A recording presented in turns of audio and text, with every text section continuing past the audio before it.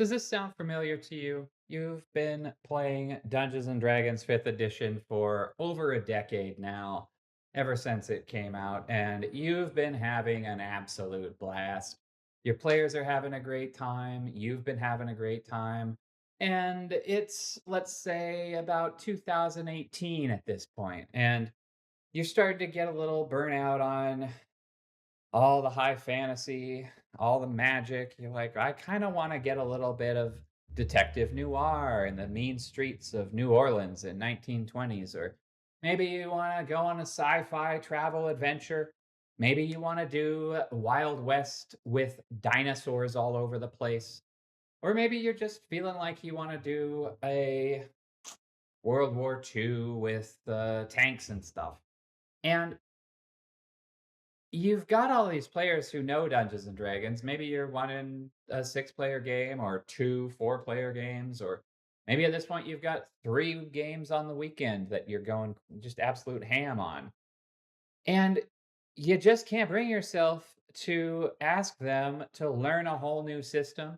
Maybe about half of them are folks that you dragged into the hobby just because they were your friends and family, and now they're here in the Dungeons and Dragons space, and you don't want to force them into learning some new system or have them all buy up a bunch of books or steal a bunch of books off of the internet out of GitHub or something. So you decide, we'll just shoehorn Dungeons and Dragons into a different genre. So now you're homebrewing space adventures.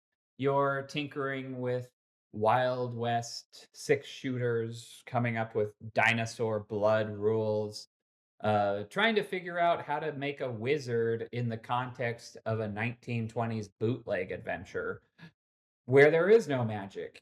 Are you just making everybody be rogues or fighters? No, you're making whole new classes, and while it's fun, it's a lot of work. And you're putting in so much effort into prepping all of this homebrew for just so you can get Dungeons and Dragons into a genre that it was never really built to handle because you don't want to make all of your players switch systems.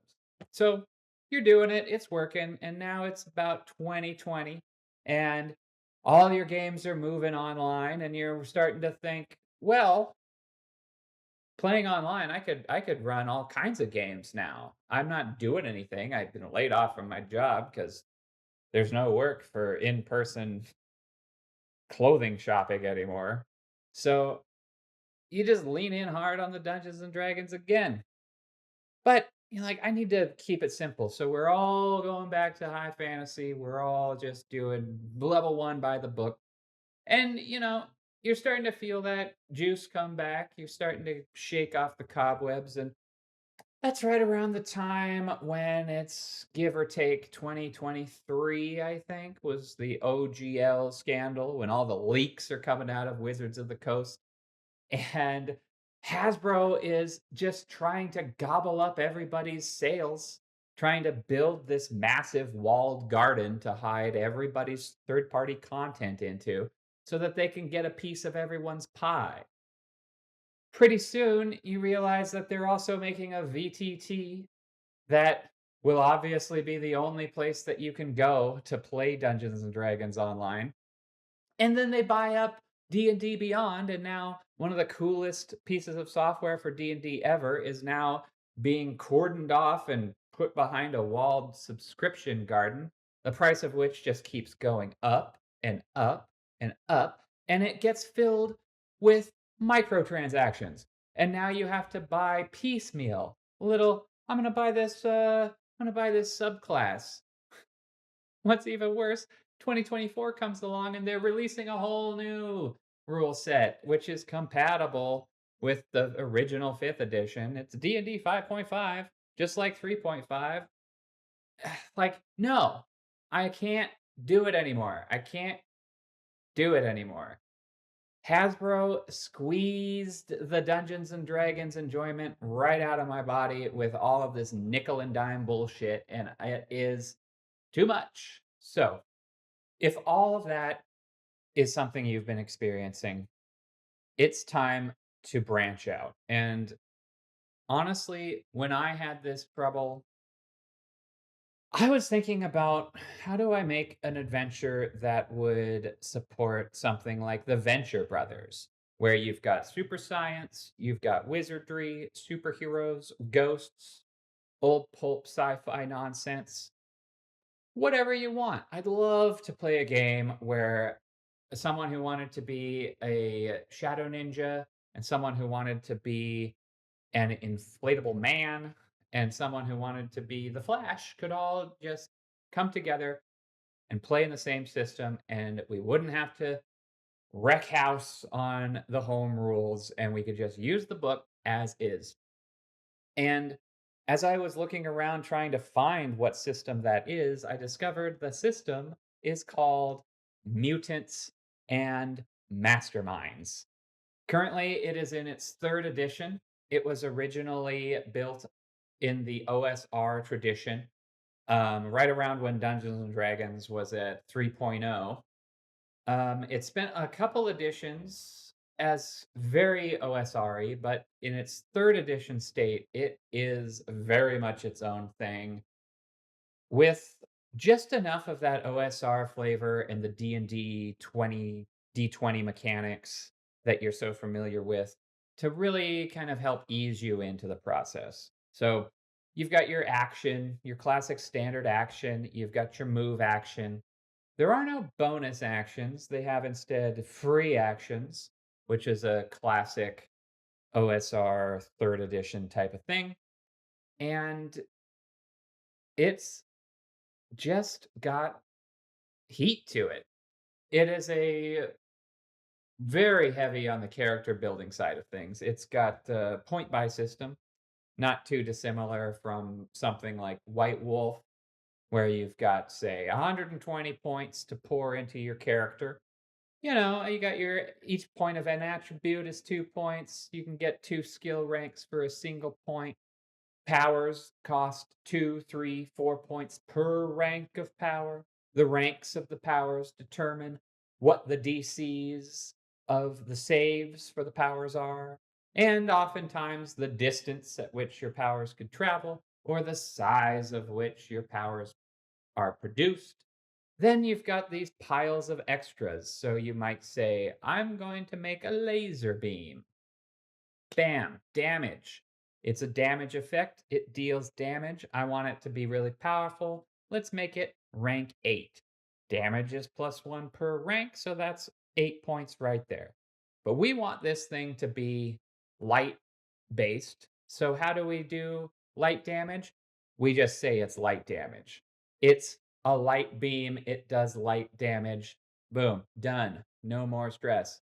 Now we want it to be a beam, so we add range to it. That is another point. So now we've got 2 points per rank. And we've already got it up to 8, so that's 16 points right there. But it is a light-based effect. And what do we know about light? It is infinite. So we're going to bump up that range to perception. Now it's a 3 point per rank. That's 8. That's what? 8, 16, 24 points for the laser beam. But anything we point at that is now hit by the laser beam. Infinite range, perception. Now we don't even have to roll for attack. We just point the thing and click, and it hits every single time. It's a ridiculous system for building powers. You can go so far off the deep end in this system. Maybe you're thinking, I want to go bonkers. I want to play a game where I can be a enchanted, cursed teddy bear who can project a Godzilla made of light onto anywhere on the planet so long as I am being hugged. An attack of opportunity warrior who has 4 different stances that cause 4 different types of attacks of opportunity. One of my favorites is you can build a wizard who has a spell book, but the players themselves get to write original spells in between the game. You come in, you have a good time on one session, and now you've got all of this fun stuff you can get up to between sessions, designing your own magic spells. And it all just goes right into the game, right into your character. You can set yourself up with a power that you can just swap what spells you're using every single round. It's so great. The speeds of the characters of Mutants and Masterminds get so unhinged. You go from 30 feet at base, classic 5th edition style, and then 1 point of speed, 60 feet per round. Next, 120, 250, 500. That's right. You're going 500 feet per movement action, and it only costs you 4 points on your character build. I don't know. The system is creatively so fulfilling. Going from, like, I was playing Dungeons and Dragons, all I was doing eventually was just going through my stack of monster manuals and just flipping through until I saw a power I liked on a stat block and saying, all right, this floating fog beast has a cool power. I'll just say he's a toad and erase his intangibleness. That'll be fine. But in Mutants and Masterminds, I'm going, okay, I want let's say, let's keep it simple. I want an ice toad who freezes everything around him and can reach out, grab guys, gobble them up. And if you're inside his belly, you slowly freeze. It's simple. You touch him, you freeze.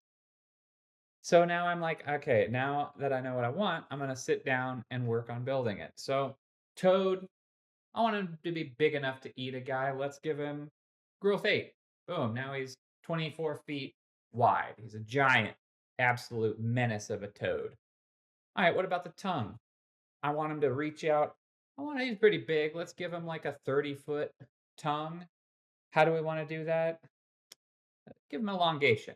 Now he's got a 30-foot reach, and he can make grab attacks. How? You roll attack. If you hit, they have to roll a save against being grabbed. Done. Easy. Once they grab, it pulls them in. Swallows them up. How do we do the swallow effect on the freeze?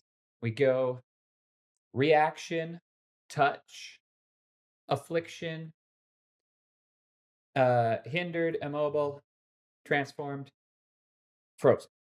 And then let's go ahead and put that on the outside of the toad as well. So literally every time anyone touches the toad, they have to make a save against being frozen because the toad is made of ice.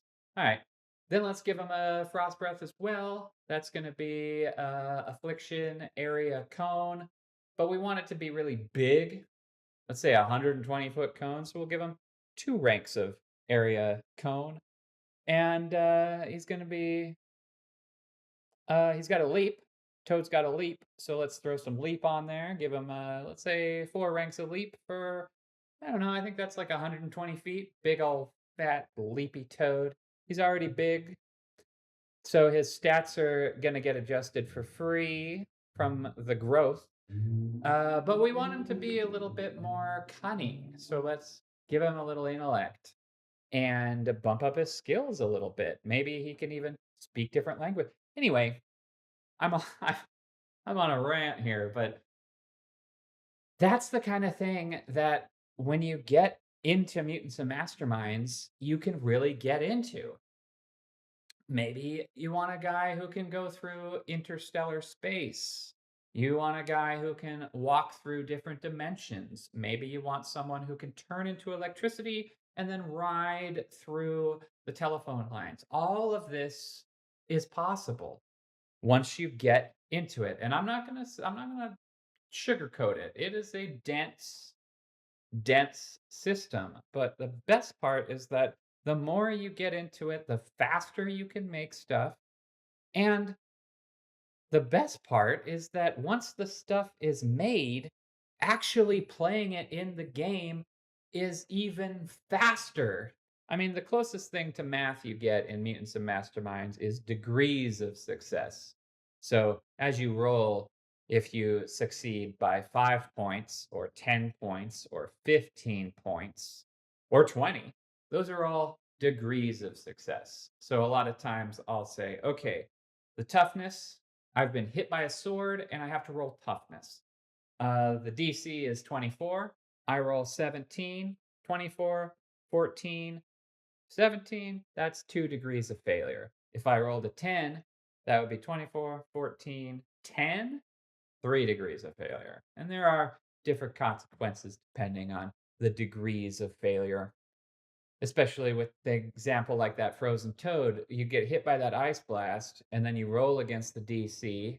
And depending on the degree of failure, you are frozen to different degrees. Either first I'm slow, now I'm kind of frozen still, but maybe my just the bottom half of my body is frozen, so I can still blast out with my energy weapon. But then finally, 3 degrees of failure, and you are perfectly frozen in a block.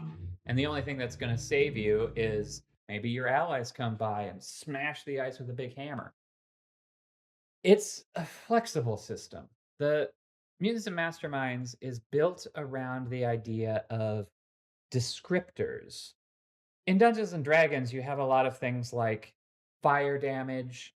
There are like the 8 cardinal elemental damage effects. You'll see in the monster manual that a creature would have fire resistance, ice resistance. So you've got to tune which spells you're going to throw at them. In Mutants and Masterminds, what gives you the descriptor of that damage would be I have a sword. I say it's a fire sword. That's it. What about this teleport? I'm going to say it's a psychic teleport. I'm using my mind to rip myself from one place to another. Or maybe I have a teleporter on a spaceship, and so I'm going to call it fringe science. So now it's a scientific device. And this all plays out because you can give yourself immunity to psychic effects or be able to communicate with technology. So now the teleporter you can speak with and it understands you. Anyway, it goes wild. Anyway, Mutants and Masterminds, definitely check it out. It is a exhilarating system to get into. It reminds me of the creativity of being a kid and having a big bin full of Legos and piecing everything together and creating all kinds of stuff that was never in a book. You know, you keep getting gifted all of these sci-fi adventure Lego sets, and sure, you put them together and you're loving the little red ship with the little crane and the little magnet on it. But after a couple of days playing with that, you're already peeling it apart to make the dark steel palace on the moon and that is the feeling of building adventures in Mutants and Masterminds. You can make anything, and the limit is your imagination. And if something isn't quite working, it has built-in mechanics in there called quirks, features, limits that just allow you to add your own stuff. Like a good example is the area burst. So area burst is an extra you can add to things like affliction and damage. So I want to make a anime sword boy. He's got a katana and he can do that classic slash through the air that cuts down all the trees in the forest. So I want that arc. So I'm going to take damage and then area burst. But area burst is a sphere around the guy. And sure, I could just describe it as being a slice, or I could simply add limited single slice. Not only does that put it into the rules in canon that this sword slash is a single plane, but it also gives me a discount on the point buy because I have cut down the usefulness of the power. You know, a giant area of effect sphere is more damaging in a greater capacity than a single two-dimensional slice plane. Oof. What about the classic Dash, the anime Dash, where the two samurais are on either side of each other and they, in a quick flash, are over here, and and then they stand still for a little bit, and then one of them falls down. How would you do that in Mutants and Masterminds? Very easily. You just go damage, area line, and then you link teleport, and then you put a limit on the teleport so that it only goes to the end of the line. Now, as a single action, your character dashes from one point to another, and everyone in between has to roll save against your sword damage. It's just crazy like that. While the player base is very small, that also means that if you go on to start playing games right now and search Mutants and Masterminds 3rd edition, you'll find mine. There's like between 10 and 14 open games on there at any given day, and one of them is mine. Saturdays, bi-weekly, at 1 o'clock Pacific time. Grab a seat there, dive on in, and I can even make a character for you to order if you'd like. You can just say, what kind of character you want to play, and I could probably knock them out in like an hour or so. So, if you're not looking to dive in on the rules and just want to get a little taste, hop on board. I can set you up that way. And, if you do want to get a big, heavy taste of character creation, get on board anyway. I can show you where to go to get started and help you out along the way whenever you have questions on how things are put together. Game Mastodon, start playing, get on there, like and subscribe. Come find me on Bluesky and Instagram.